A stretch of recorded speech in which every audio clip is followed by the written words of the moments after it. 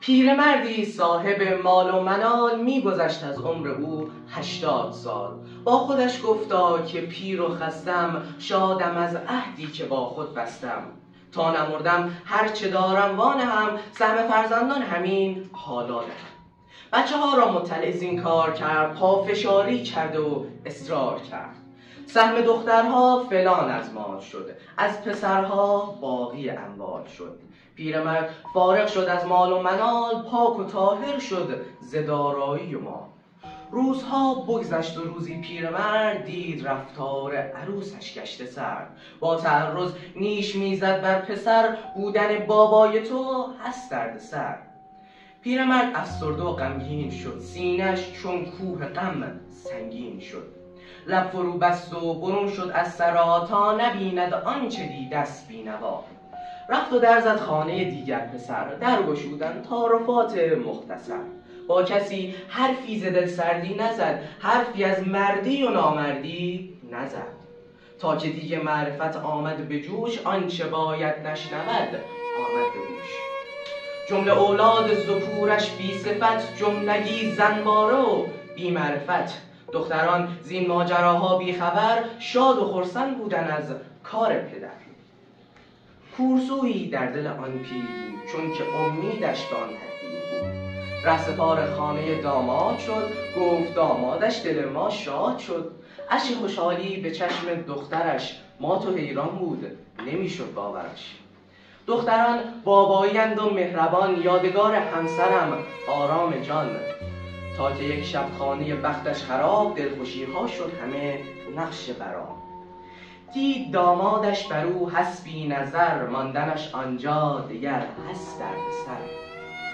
او همی گوید که بابایت چرا لنگرش را پیچ کرده نزد ما که تنها وارث او نیستیم، با حقوق مختصر کو نیستیم. خانه شد دوار در گرد سرش، چون که تا این حد نمیشد باورش. این چنین اندیشش بیدار شد، موسم پیری رسید و خار شد. عاقبت تدبیر خود را کار بست، نقش گنجینه در افکار بست. رفت در بازار صندوقی خرید، آشنای در رهش آمد پدید. گفت چه داری اندر این گنجینت، این چنین چسبانده‌ای بر سینت؟ گفت گر گوشت زرازم کر بود، صندوقی مملو ز سیم و زر بود. راز شد افشا در سطح شهر، بچه ها پیدا شدن آسیم سر. ای به قربان توی بابای من، تو کجایی ای گل زیبای من؟ خانه ما بی تو تاریک است و سرد، تو چراغ خانه ای شیر مرد. الغرض با التماس و احترام، شد پذیرایی دگر هر صبح و شام. لیکن از گنجینش غافل نبود، هر کجا میرفت حملش مینمود. جنگ و دعوایی سرش کردم به پا، خانه بی بابا نباشد با صفا. فکر و ذکر بچه ها گنجینه بود، گنج باقی بود، درد سینه بود. عاقبت غالب تویی کرد پیرمرد، رفت و شد آسوده زین رفتار سرد. باز کردن بچه ها گنجینه را، صندوقی مملو ز درد سینه را. شد نمایان استخوان دست خر، نامه رویش به جای سیم و زر. نامه را خواندن چنین بنوشته بود، قصه عمری به آخر گشته بود. دست خر بر آن نهان هر کسی، تا نمرده است مال بخشد بر کسی.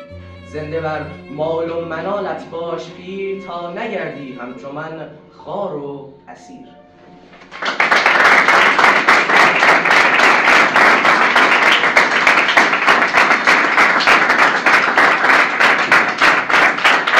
متشکرم.